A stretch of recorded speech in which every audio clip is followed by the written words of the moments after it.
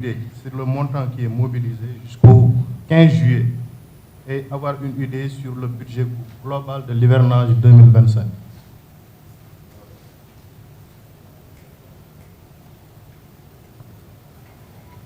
Merci beaucoup, Abdou Khadr. Bonjour tout le monde, bonjour Monsieur le ministre. Merci beaucoup également pour cet exercice ô combien important, surtout dans un contexte de nécessité d'accès à l'information pour les journalistes. Je m'appelle Daoud Sow et je suis journaliste à la chaîne de télévision marocaine Médian. Si vous me le permettez, j'aurais juste deux questions. La première, c'est par rapport aux inondations. La deuxième, une question liée à l'hydrodiplomatie. Des pays africains comme le Sénégal se plaignent très souvent des fortes pluies aujourd'hui qui causent des inondations. Vous l'avez d'ailleurs largement rappelé lors de votre présentation. Mais dans vos programmes aujourd'hui et priorités, prévoyez-vous également un traitement et une réutilisation aujourd'hui d'une partie de ces eaux pour les utiliser à d'autres effets, peut-être pour l'agriculture ou dans d'autres secteurs? Et pour ce qui est de la deuxième question, Monsieur le ministre, pour la période 2025-2027, vous assurez la présidence du Conseil des ministres africains chargés de l'eau, appelé AMCO en anglais, une victoire diplomatique bien sûr du Sénégal dans le domaine de l'hydrodiplomatie. Et dites-nous, quelles sont les priorités du Sénégal pour ce mandat, pour permettre aujourd'hui au continent de peser sur l'agenda international de la diplomatie? Merci beaucoup.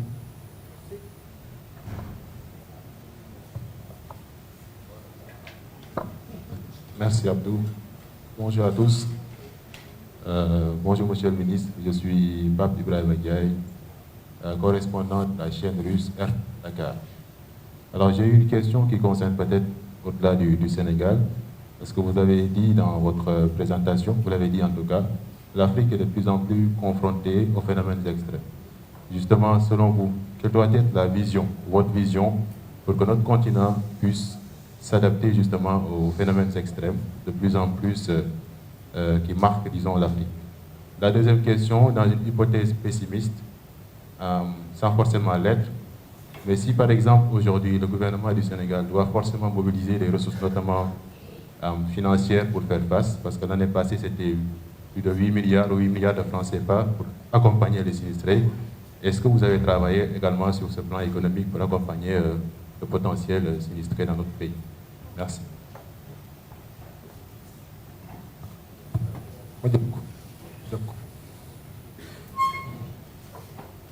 Bonjour à tous, bonjour Monsieur le ministre. Je suis Babacar Gueye Diop, journaliste au Soleil. Ça fait trois questions. D'accord. Pour la première question concerne l'hydro-rural. Bon, j'en parle, je regarde un peu votre directeur de cabinet parce qu'il y a quelques jours on en a parlé. Monsieur le ministre, une réforme a été entamée en 2014. Cette réforme, avec l'installation de DSP, délégation des services publics de l'eau, pour professionnaliser la gestion de l'eau au niveau dans le monde rural. Mais aujourd'hui, en tout cas, dans un dossier que j'ai réalisé récemment, en mars 2025, et vous l'avez dit tout à l'heure, l'hydro rural, en tout cas, connaît un certain nombre de problèmes. Monsieur le ministre, dans la zone Thiès et Diourbel, où l'opérateur Aquatec est chargé en tout cas de desservir plus de 2 millions de personnes, aujourd'hui, cet opérateur ne gère que 43% des forages. Et ça pose problème aujourd'hui. Récemment, quand j'ai parlé avec le DG de Aquatec, il parlait de 4 milliards de personnes. Aujourd'hui, les populations, pour la plupart, ne payent plus l'eau, donc dans cette zone.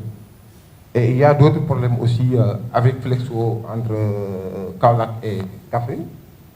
Et vous nous direz aussi, qu'est-ce que vous allez faire du contrat de CO qui se termine en juillet prochain? Le contrat de CO dans la zone Noto Josmon Palmarin et Gorom Lamsa. Donc, monsieur le ministre, vous nous dites, par rapport à cette réforme-là, c'est vrai que monsieur le Premier ministre, le président de la République a demandé l'évaluation de cette réforme. Est-ce que vous l'avez fait? Qu'est-ce que cela a révélé? Ma deuxième question, non, ça c'est le rural. Non, c'est juste, c'est pas des développements, c'est juste pour finir. Par rapport au projet de dessalement de Wakam, qui doit donner en tout cas 50 000 mètres cubes jour pour la première phase, 100 000 plus tard, où en êtes-vous avec ce projet et qu'est-ce que vous allez faire aussi du projet de dessalement de la Grande Côte? Merci beaucoup, M. Mandal. Excusez-moi d'être long. Merci. Bonjour, Monsieur le ministre. Je tenais d'abord, dans un premier temps, à vous féliciter pour cet exercice. Je pense que ça ne coûte pas dans toutes les rues avec les différents gouvernements. Et moi qui suis sur les questions d'assainissement, changement climatique depuis 2012, je vois les efforts inlassables que vous faites au niveau du terrain pour véritablement aller vous enquérir de la situation. Et je pense que c'est très intéressant. Il y a eu des projets, je le disais à Abdelkhad hier, pendant toutes ces semaines-là, on discutait. Il y a des projets de grande envergure lancés par l'État du Sénégal. Et je disais à Abdelkhad, on manquait de communication autour de ces projets. Et qu'est-ce qui se passe? Bon, finalement, moi, à mon niveau, au niveau de la RTS, j'ai commencé à faire un monitoring de certains sujets. Mais bon, je bute souvent sur des problèmes un peu, pas techniques, mais question de rapport entre les institutions et la RTS. Mais je pense qu'il vous faudra certainement le compte rendu pour essayer de voir dans quelle mesure il faudra décanter ça, parce que c'est des projets d'envergure qui sont lancés à l'intérieur du pays et que la plupart de la population sénégalaise est à Dakar. Et c'est seule l'information qui permettra à ces Sénégalais-là établis à Dakar de voir qu'est-ce qui se fait au niveau de l'intérieur du pays. C'est le cas aussi à Touba, où des travaux de grande envergure ont été menés sur les inondations au niveau de Touba. Mais malheureusement, si vous regardez, si vous faites un monitoring, c'est des influenceurs seulement qui ont eu la possibilité de faire des vidéos pour montrer aux populations sénégalaises. La plupart des travaux que j'ai suivis à Touba, c'est sur les influenceurs tout simplement que je l'ai vu. La RTS est là-bas, mais on n'est pas présent pour véritablement montrer aux Sénégalais ce que vous êtes en train de faire. Aujourd'hui, moi, ce que j'ai toujours préconisé à Abdelkhad, que vos ressources humaines soient à la disponibilité des équipes de journalistes. Parce que le travail, les sujets sont intéressants, on doit être sur le terrain pour montrer aux Sénégalais ce que vous êtes en train de faire. Parce que déjà, l'exercice numéro 1, c'est ça, rencontrer les Sénégalais, les journalistes, leur dire que je suis en train de faire ça. Mais il nous reste d'aller sur le terrain. Et pour aller sur le terrain et faire correctement notre travail, il nous faut avoir des personnes ressources qui vont nous expliquer où en sont les travaux, qu'est-ce qui est en train d'être fait et où on va dans le futur. Et c'est là que je vous remercie. Pour d'autres questions qui sont un peu laissées en rade, c'est la situation du lac Rose. Moi, j'étais avec Serigne Baïcham et d'autres ministres. On a creusé le canal. À l'époque, je n'étais pas d'accord en tant que déjà environnementaliste, mais en tant que journaliste, j'étais là-bas. Mais j'ai dit que je ne suis pas d'accord pour qu'on creuse un canal pour déverser les eaux usées au niveau du lac Rose. Et la situation, vous l'avez vu. Aujourd'hui, le canal, il est resté toujours là-bas. Est-ce que vous avez envisagé de fermer carrément ce canal et détourner les eaux qui viennent de Kounoun et autres là, ailleurs, qui vont être déversées certainement dans la mer, ou bien une autre solution? L'autre solution, à quel niveau, quel est le risque d'inondation après travaux au niveau de Touba? Quel est le risque d'inondation? À quelle échelle le risque d'inondation pouvez-vous l'évaluer au niveau de Touba après travaux? L'autre aspect, c'est le transfert d'eau. J'ai discuté dans le cadre d'un séminaire sur la transhumance. Quand il y a transfert d'eau, aujourd'hui, quelle est maintenant la jonction entre le transfert d'eau et la transhumance? Sachant que l'eau qui va quitter le lac de Guerre venir jusque dans les régions de Diourbel, Thiès, va traverser des zones de transhumance. Quelle est la jonction maintenant que vous allez faire pour permettre aux troupeaux de pouvoir au moins avoir accès à l'eau, mais pouvoir traverser aussi les canalisations? Merci. Merci beaucoup. Monsieur le ministre, on répond aux questions, s'il vous plaît. Merci beaucoup. Merci aussi pour toutes vos questions. Quelles sont cette deuxième série aussi pertinente que la première? Merci. Sur les questions budgétaires, c'est toujours très complexe de pouvoir donner un chiffre parce que, comme je l'ai dit, la question des inondations, ça relève de beaucoup d'acteurs différents. Le conseil interministériel tenu il y a quelques jours, le 12 mai dernier, le Premier ministre, déjà à ce conseil interministériel, il avait pris la décision d'augmenter de 50% par exemple les ressources qui étaient disponibles pour la matrice d'action prioritaire, puisque c'est une donnée importante. Et dans la matrice d'action prioritaire qui finance un certain nombre d'activités de 2025, quasiment toutes les structures qui sont dans le comité de gestion des inondations y figurent. Donc ils ont une part de budget qui leur revient. Par exemple, ce n'est pas seulement la direction de la prévention et de la gestion des inondations et de ONAS qui sont dans le ministère, c'est aussi la Brigade nationale des sapeurs-pompiers, c'est AGEROUTE, c'est APIX, c'est la protection civile, un certain nombre de structures qui travaillent dans la gestion des inondations. Non seulement ils ont une part dans la matrice d'action prioritaire, mais chacune de ces structures a aussi dans ses projets et programmes un certain nombre de travaux qui auront un impact sur les inondations. À Géroute, par exemple, dans la construction de certains ouvrages de franchissement, impacte la question des inondations. Promoville, qui dans certains aménagements qui sont gérés par Promoville, aussi il y a un impact sur les inondations. ADM, même chose. Et c'est la raison pour laquelle nous sommes un peu le centre de coordination à travers la direction de la prévention et de la gestion des inondations, de nous assurer que l'ensemble de ces structures travaillent ensemble en synergie et qu'on ait un seul plan d'action. C'est pourquoi il y a la matrice d'action prioritaire qui est coordonnée par notre ministère, mais où vous trouverez des actions où on dit la Brigade nationale des sapeurs-pompiers est positionnée sur tel site et va pomper tant de quantités et a déjà mobilisé tant de motopompes et autres. Et vous le verrez pour chacune des structures. Et c'est la raison pour laquelle il y aura peut-être, si vous vous rapprochez de la direction de la prévention des inondations, ils pourront vous donner des chiffres plus ou moins quelque chose. Mais après, il faudra aller chez ADM, aller chez AGEROUTE, aller chez d'autres pour pouvoir avoir une vue globale parce que c'est quelque chose de très, disons, lié ou même articulé. Vous avez aussi, en termes budgétaires globalement, vous ne l'avez pas demandé mais je profite pour vous le dire, pour le budget global du ministère de l'Hydraulique et de l'Assainissement. Certains vont dire c'est beaucoup, mais pour nous ce n'est pas assez. Et j'ai dit à nos collègues, à nos amis les députés de nous aider, puisque c'est le secteur qui de fait est l'un des plus sensibles aujourd'hui et où il y a le plus de demandes en matière d'eau potable comme d'assainissement. Notre budget dans la LFI, la loi de finances initiale, était à 160 milliards.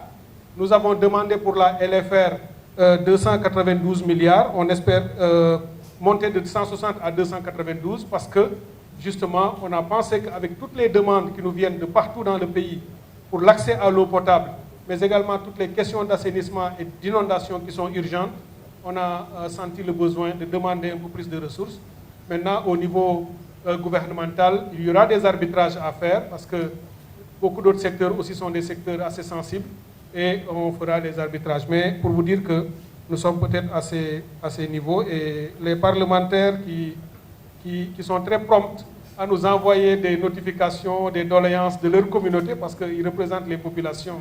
Et quand il n'y a pas d'eau dans un département, on saisit le député et lui, il nous saisit. J'espère qu'eux-mêmes, ils vont faire le plaidoyer pour nous permettre d'avoir plus de ressources et de faire ce travail important.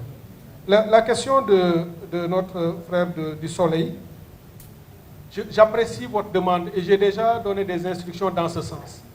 Le ministère de l'Hydraulique et de l'Assainissement, je veux qu'il soit une maison de verre.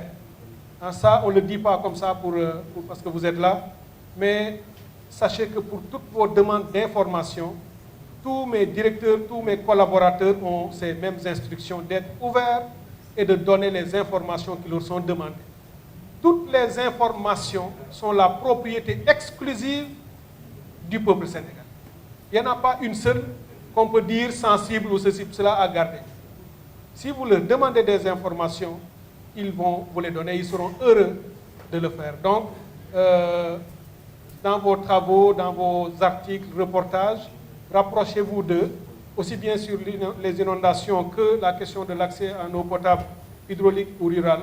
demander les informations. Et moi aussi, dans la mesure de mes possibilités, sachez que je reste aussi ouvert à ceux qui ont déjà mes contacts ou qui pourraient l'avoir. Si je reçois un WhatsApp sur lequel je peux répondre et que j'ai le temps de le faire, je ferai de mon mieux. Ce n'est pas toujours que j'y arrive, mais même sur les réseaux sociaux, peut-être que vous constatez, je suis souvent interpellé et à chaque fois que j'en ai l'occasion, j'essaie de réagir. Ce n'est pas à 100%, mais je fais de mon mieux là-dessus. Et en fin de journée, presque tous les jours, avant de rentrer, je fais mon check sur mes comptes, surtout Facebook. Et j'ai des interpellations assainissement ou hydraulique, je reçois et je transmets aux équipes qui essayent de faire ce qu'il faut. Maintenant, évidemment, ce n'est jamais à 100% assez, parce qu'il y a aussi du temps à faire autre chose. Mais en tout cas, vous avez raison sur Touba, mais aussi ailleurs, que beaucoup de nos compatriotes qu'on appelle peut-être les influenceurs, je les appelle aussi des communicants, une autre forme de communication utile, parce que les choses ne sont plus seulement une communication classique par le soleil qui va faire des reportages, c'est bien, mais si un tel à Touba a un téléphone portable avec une caméra, avec une bonne résolution, qui peut prendre des vidéos et faire un commentaire sur un bassin en construction, qu'il le met dans les réseaux sociaux et que les gens voient ça, c'est une information qui peut être utile à la communauté. Et maintenant, vous avez aussi un travail spécifique, plus professionnel à faire. Et nous sommes disponibles et disposés à vous accompagner à pouvoir le faire. Quand vous demandez quels sont les risques à Touba, après avoir fait tout ce qu'on a fait, j'aimerais bien vous dire zéro. J'aimerais bien, mais je ne peux pas. Personne ne peut dire zéro. Je ne peux jamais prendre l'assurance pour la garantie. Je ne l'ai pas fait l'année dernière, je ne le ferai pas non plus cette année, de dire qu'il n'y aura nulle part des inondations. Parce que ça ne dépend pas à 100% de nous. Tout ce que nous pouvons faire techniquement, je l'ai dit, nuit et jour, mes équipes sont en train de le faire. Financièrement, tout ce qu'il est possible de mobiliser à l'échelle de l'État et des possibilités budgétaires du gouvernement, c'est fait. Je viens de vous dire qu'au Conseil interministériel passé, le Premier ministre a dit on rajoute le budget de la matrice d'action prioritaire de 50%, c'est important. Mais malgré tout ça, s'il pleut des cordes avec des phénomènes extrêmes qui s'enchaînent, sur une semaine vous recevez 2 ou 3 fois plus de 100 mm, vous avez beau faire, vous aurez de l'eau dans beaucoup de localités. Et ça, c'est aussi parce que la plupart de ces localités, en tout cas qui reçoivent ces eaux, sont bâties dans des zones non édificantes, presque des bassins, qui n'ont pas de drainage pour le moment. Et ça, vous recevez de l'eau, vous serez dans les eaux. Maintenant, nous, on continuera de faire en sorte que ça n'advienne pas. On fera en sorte d'être ambitieux et de nous rapprocher du zéro risque, mais évidemment, ça n'existe nulle part. Mais on veut pouvoir dire à la fin, nous avons fait tout ce que nous étions en mesure de faire. Et quand il y aura quand même malgré tout, à Dieu ne plaise, des inondations, nous serons sur le terrain avec les communautés pour pomper et pour essayer de faire en sorte que nos populations ne restent pas longtemps dans les eaux. Sur la question sur les DSP, c'est une revue en cours de la réforme qui était là. Elle n'est pas terminée. Mais ce qu'il faut voir, c'est qu'avec l'adoption de la nouvelle lettre de politique sectorielle, nous avons déjà dressé les axes de la nouvelle politique sur l'hydraulique urbaine et rurale. Le maître mot, je l'ai dit tout à l'heure en introduction, le président de la République, conformément d'ailleurs à sa vision dans la vision 2050, vous l'avez vu, c'est la justice sociale et l'équité. Que les Sénégalais soient du rural ou de l'urbain, le plus important, c'est que nous allons tout faire pour faire converger les deux systèmes, pour avoir un accès en quantité de qualité et à une eau de plus en plus abordable. Parce que la segmentation urbaine et rurale, qui crée justement beaucoup de problèmes au rural, ça nous voulons gommer ça. Ça prendra le temps de maturer les réformes, mais nous voulons arriver à un système où il y aura le Sénégalais avec le droit d'accéder à l'eau et le devoir de l'État de lui en donner en quantité et de qualité. Maintenant, sur le chemin, pour arriver à ces nouvelles politiques, il y aura des actes à poser. Vous avez parlé des DSP, avec beaucoup de difficultés que OFOR est en train de suivre au quotidien. Le plus important, c'était d'abord de nouer un dialogue franc et permanent.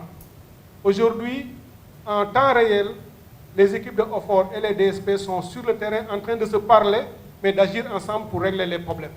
Partout où on a vu des problèmes et que ça doit être pris par les DSP, si ça ne bouge pas, OFOR assume ses responsabilités pour les amener à agir. Et si ça tarde et que OFOR peut mettre à disposition le matériel, je leur ai dit, on ne perd pas de temps à se dire qui doit faire ça ou pas. Mon ambition, c'est que la communauté ait de l'eau d'abord, après, vous allez régler vos différends plus tard. Et ils sont en train de le suivre. Mais là, ce qui est important, c'est que dans la nouvelle politique et la vision déclinée par le chef de l'État, c'est que la gouvernance va changer. Ça, on l'a dit depuis les assises de Kaolack. La gouvernance va changer, c'est-à-dire que les périmètres où vous avez le DSP privé à 100%, le modèle de gestion de la structuration des sociétés changeront.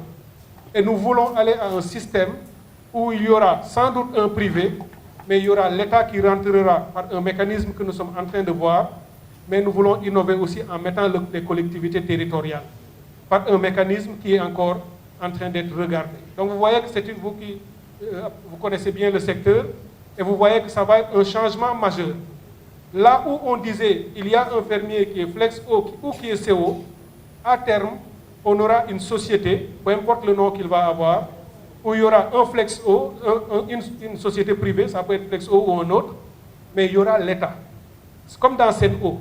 Dans Sen'Eau, il y a un privé international, partenaire de l'État en PPP, mais l'État est actionnaire. Et même le personnel de Sen'Eau et de SONES, des sociétés d'eau, sont dedans. Dans le rural, c'est vers ça que nous voulons tendre. Et nous sommes en train de faire les diligences nécessaires pour qu'il y ait l'État, un privé ou plusieurs qui verront leur forme, mais avec les collectivités territoriales. C'est ça la grande innovation. Et quand il y a les collectivités territoriales, la communauté, la population va se dire, finalement, on est représenté dans le conseil d'administration. Là où on prend les décisions, il y aura les privés, il y aura l'État et il y aura les collectivités territoriales. Donc, OFOR et les structures du ministère, dans la mise en œuvre de la lettre de politique sectorielle, nous sommes en train d'y travailler pour qu'à terme, on aille vers ce nouveau modèle où chacun va se retrouver et où on aura un peu moins de contestation, puisque si la gouvernance est améliorée et que les investissements sont faits pour la production et la gestion, on aura sans doute un peu plus de possibilités. Vous avez parlé de CO avec son contrat. On est en train d'y travailler en ce moment. OFOR est saisi de la question pour regarder la meilleure formule possible. Parce qu'effectivement, le contrat prend fin. Qu'est-ce qu'il faudra faire avec? OFOR nous est en train de faire les études pour nous livrer les informations nécessaires et la bonne posture. Parce que notre ambition, c'est de tout faire pour que le service ne soit pas interrompu, au contraire qu'il s'améliore. Mais on est en train de regarder ça de très près. Alors, pour les mamelles, le projet avance très bien. Pour certaines composantes, on est à 80-90% de réalisation et autres. Pas plus tard qu'hier, pour être dans le temps de l'actualité, avec le DG de SONES et les équipes, nous avons reçu le partenaire qui est le Japon, le partenaire financier. Ils sont passés nous voir au bureau. Nous avons échangé sur ce projet qui subit quelques contraintes de financement complémentaires parce que le projet a été financé dans la mise en œuvre, la valeur du yen japonais s'est dépréciée, ce qui a engendré un gap de financement qu'il faut combler. Voilà, le Japon peut le faire en donnant un prêt supplémentaire, mais le gouvernement peut aussi le faire par son budget. On est en train de regarder avec SONES quelle est la formule la plus pertinente pour nous, pour le gouvernement, qui sauvegarde le plus nos intérêts et qui nous permet de livrer le projet en 2026. Ça, c'est vraiment l'objectif. Il faut qu'en 2026, on ait les 50 000 m3 jour que nous produirons pour l'injecter dans le réseau. Donc, j'ai anticipé pour dire que, quelle que soit la formule, il faut qu'en 2026, ça soit terminé. Donc, on va sans doute régler rapidement cette question du financement des mamelles. Pour la Grande Côte, même chose. C'est le projet Grande Côte, le projet de dessalement de l'eau de mer avec un partenaire saoudien qui est Aqua Power. Vous avez un peu suivi les péripéties. Nous avons trouvé ici un projet, un contrat signé le 27 mars 2024. 27 mars 2024, vous vous souvenez de ce qu'il y avait? C'était 3 jours après l'élection présidentielle. Le gouvernement qui partait avait signé ce contrat et nous l'avait laissé. Lorsqu'on l'a regardé sous les instructions du chef de l'État, nous avons dit que ça ne préservait pas suffisamment les intérêts de notre pays et qu'il fallait le reconsidérer. ce que nous avons fait en toute responsabilité. Et nous avons eu une oreille très attentive de nos partenaires saoudiens, avec qui nous avons discuté depuis lors. Le président nous a demandé de mettre en place une équipe technique du ministère de l'Hydraulique et de l'Assainissement, du ministère des Finances et du Budget, de l'économie, du plan et de la coopération, du ministre conseiller économique du président du BIP, mais également de Sénélec, ministère de l'Énergie. Cette équipe multisectorielle qui a fait mener un travail technique de qualité a ouvert les renégociations avec nos partenaires et aujourd'hui, ils sont parvenus à un pré-accord. Ce n'est pas encore fini, il reste un peu parce qu'on veut toujours s'assurer d'avoir le maximum de gains possible.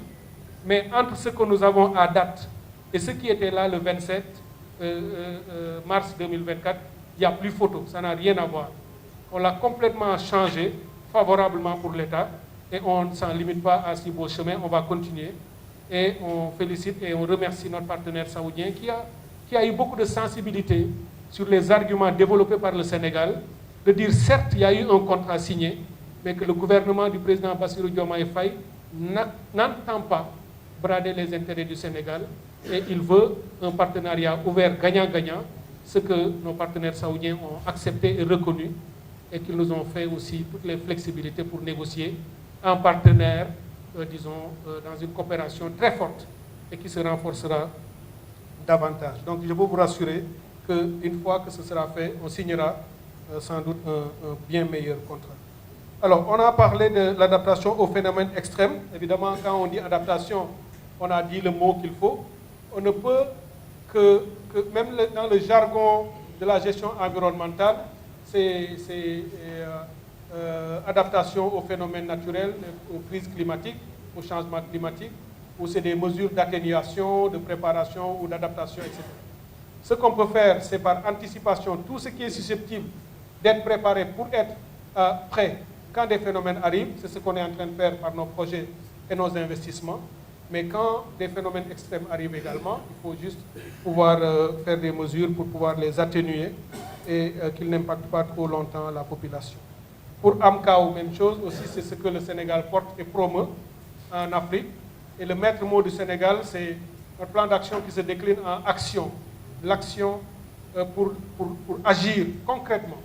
Hein, aussi la concertation pour promouvoir tout ce qui est approche nexus et faire en sorte que les choses, les secteurs dialoguent, l'environnement, l'eau, l'agriculture et autres se mettent en place, mais également bâtir des partenariats avec les autres pays, renforcer les dynamiques sous-régionales et la coopération, et utiliser vraiment le leadership et la respectabilité du Sénégal pour pouvoir porter le plus loin possible la voix de l'Afrique à l'échelle du monde. Parce qu'un des problèmes de l'Afrique dans beaucoup de domaines, c'est une pluralité de voix dissonantes.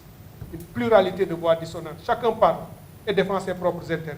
Nous voulons faire que l'Afrique puisse parler d'une voix et porter et promouvoir un leadership autour des intérêts que nous partageons. Et un peu c'est le maître mot de notre démarche. Sur la réutilisation des eaux, c'est vraiment, surtout en matière d'assainissement, c'est une dynamique déjà engagée dans la réforme de la politique d'assainissement. On va de plus en plus dans le circulaire pour pouvoir réutiliser les eaux. Mais les eaux pluviales également, on a de plus en plus d'options de réutilisation. Je l'ai dit tout à l'heure en parlant de Tivaouane et de Touba. Les eaux qu'on va drainer hors de Tivaouane, elles ne seront pas jetées. On va réhabiliter les vallées qui sont autour pour pouvoir les stocker et les utiliser plus tard. À Touba aussi, le bassin ultime, l'exutoire où vont être drainées toutes les eaux, c'est le bassin de Kerkap. Kerkap, on a à 60 hectares. 60 hectares, c'est presque un lac artificiel. On en a déjà dragué 16, surcreusés, refaits, qui vont stocker les eaux de cette année.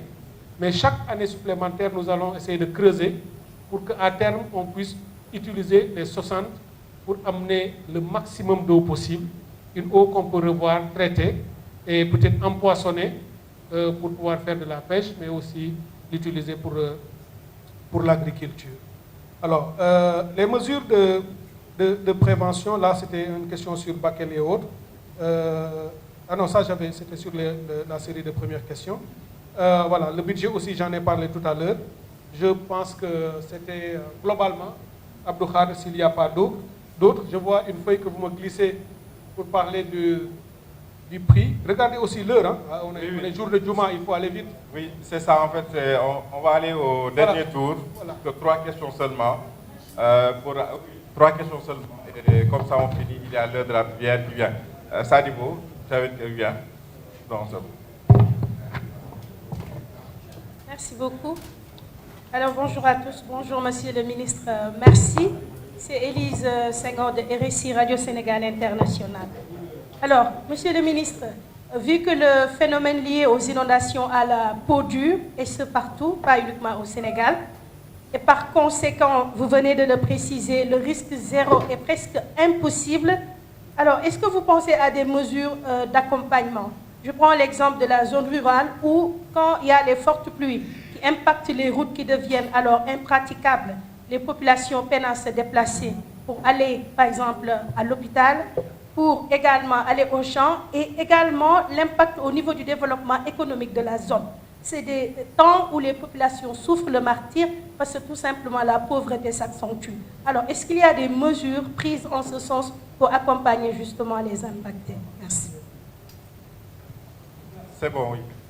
Merci. C'est une bonne conclusion en tout cas sur les questions parce que c'est très important comme question. Je peux vous rassurer, et là je donne un exemple très concret, pour vous dire que dans notre approche de la gestion des inondations, on n'est pas seulement dans le strict cadre du ministère, on a mis les passerelles avec tous les autres.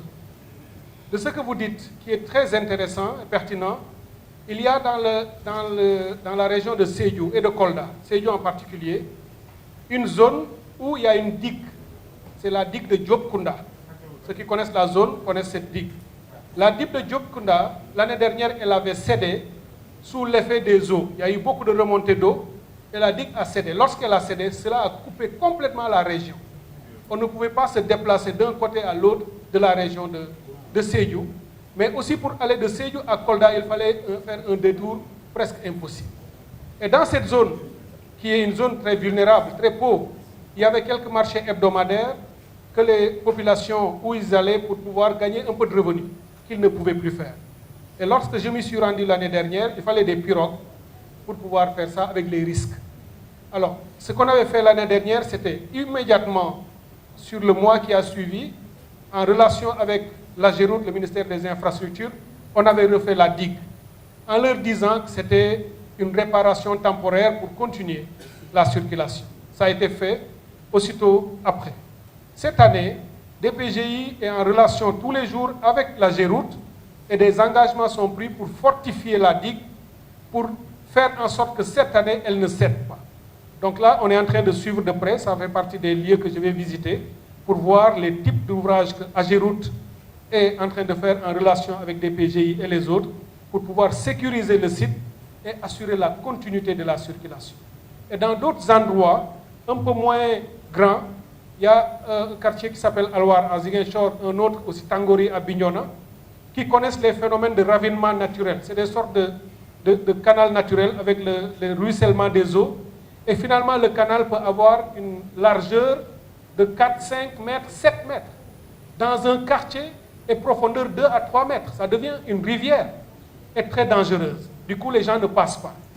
Et là également, on a lancé des travaux cette année qui vont consister à installer à des endroits précis des passerelles bien construites et bien faites pour assurer la circulation.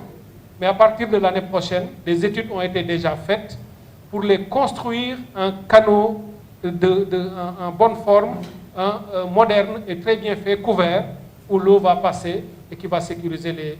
Donc on ne laisse de côté vraiment aucune partie du territoire où nous pouvons agir, mais sachant pour finir là-dessus que nous allons faire une partie cette année, une autre partie l'année prochaine, une autre partie l'année suivante, tenant compte de nos moyens. Mais vraiment, on est vraiment en train de pousser à faire les choses. Je vois le Seken qui me dit que le déjeuner est prêt. Je suis obligé d'arrêter dans ce cas, même si je n'avais pas envie. Moi, je n'ai pas envie de manger, mais lui, sans doute, oui.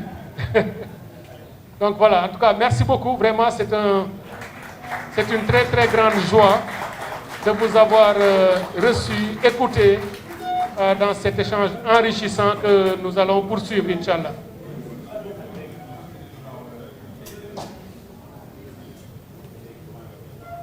Waaw jërëjëf xanaa ñu tënk ko ci wolof ci lu gaaw te normalement sax bu fekkonte ni ñëpp dégg nañ ko ni ma ko déggee mbir mi yëpp dañ koy defee ci wolof parce que li ñuy wax lépp li mu ñu mu gën a intéressé ñoom ñëpp dégg nañu wolof te du ñëpp a dégg français waaye may am mbégte lool ci daje bi tey waxtaan la bu am solo pour ñun ministère de l'hydraulique et de l'assainissement pour ñetti yëf benn bi moo di dañu dëgmal loo xam ne lii mooy hivernage 2025 ci biir hivernage bi monsieur le premier ministre mu wax ñu ni ñu bi muy def conseil interministériel bi nañu yëkkati communication maanaam waxtaan ak askan wi nañu génne information jox ko nit ñi wax leen li ñu bëgg a def fi ñu bëgg a jëm ni ñu ko bëgg a defee ba ku nekk nga xam li fi nekk lan la ak fi ñu bëgg a jëm fan la loolu bokk na ci li tax ñu def bii exercice ñaareel bi mooy dañu jàpp ni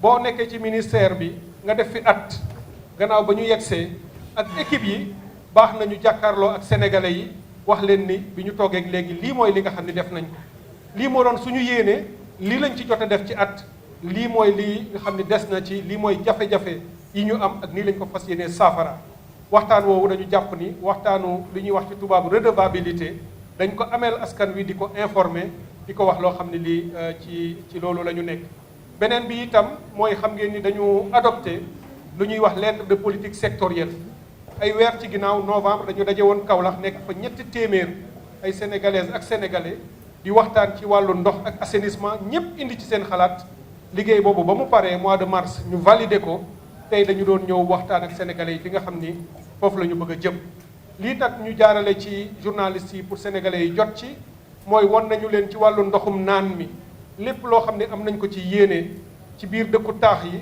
ak dëkku kaw yi gaaral nañ leen ko présenté ko waaye li ci am solo mooy li président de la république wax ni lu jëm ci ndox mi ñuy naan nañu fexe ba fii ak lu néew ci temps bu ñu xamati sénégalais bi nekk ci dëkku kaw ak sénégalais bi nekk ci dëkku taax nañu fexe ba fu mu nekk mu am ndox mu sell ndox mu doy ak ndox moo xam ne njëg gi lu yëwan lay doon ci moom loolu bokk na ci suñu politique li nga xam ne dëgmal nañ ko comme tàmbali ko loolu nag dana indi ay liggéey ci wàllu institution yi ci kuréel yi nga xam ne ñoo koy liggéey loo xam ne dinañ leen fexe dajale leen ñu ànd ci liggéey bi ñëpp ba mën cee indi njëriñ beneen bi mooy li nga xam ne moom mooy ci dëkki taax yi fi nga xam ni itam ndox mi lu bare dafay jóge ci lac de Guiers mooy grand transfert yi ngeen xam ni autoroute de l'eau yi tàmbali nañu ko wax naa fii journalistes yi nii liggéey boobu ci wàllu technique mu ngi sori bu baax étude bi nga xam ne ñu ngi ko ciy def mois de septembre bi bu soobee yàlla li ci ëpp danañ ko ci pare te calendrier bi ñu teg ni 2026 buy tàmbali ci la ñuy tàmbali liggéey bi ba léegi ñu ngi ciy tënku incha allah bu ñu yàlla dimbalee dinañ ko ci def mooy indi ndox mi fii diggante Dakar Mbour ak Thiès moo koy yóbbu fële ci zone des Niayes ndox mi ñuy béyee waaye mooy yóbbu ndox mi nga xam ne mooy dem Touba nit ñi di ko naan wax naa leen fii itam ci forage ruraux yi nga xam ni premier ministre lancé na projet bi projet boobu bu am solo la ñu ngi ciy taxaw di ci def ay jéego di ci liggéey réalisation yi commencé na ba bi ñu ko renégocier fukki forage ak juróom-benn yu bees yi ci yokku wax naa ni li ci ëpp dina dem yenn yi Médina Yoro Fula département bi yeneen yi dem Île du Saloum yeneen yi dem Île de la Casamance yeneen yi dem ci booru Ferlo ñu ñëw yokk la fa nekk ak leneen li nga xam ne itam dina dem ci yeneen gox ci biir réew mi ak yeneen transfert yu mag yu ñuy def pour que fépp daal ci réew mi ñu mën faa am ndox wàllu assainissement itam noonu lañ ci waxtaanee lépp incha allah journalistes yi dinañ ko yëggal sénégalais yi parce que wax nañ leen li ñu ci namm nawet bi ñu jëm nag ñuy ñaan yàlla mu nekk nawet bu bari ndox waaye ndox mu barkeel mu dul lor kenn parce que dëkku baykat lañu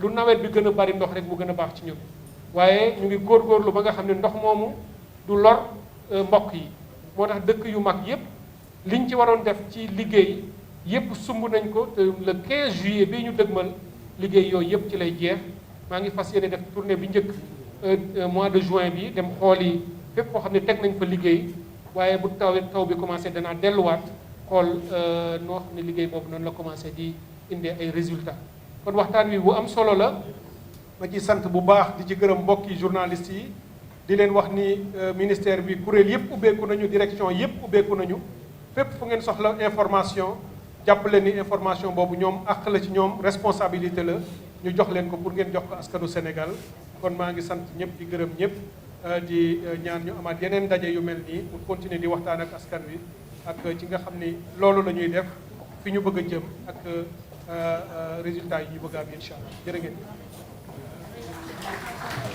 Merci beaucoup, Monsieur le ministre, pour ce bel exercice de transparence. Merci beaucoup également aux collaborateurs du ministre ainsi qu'aux journalistes.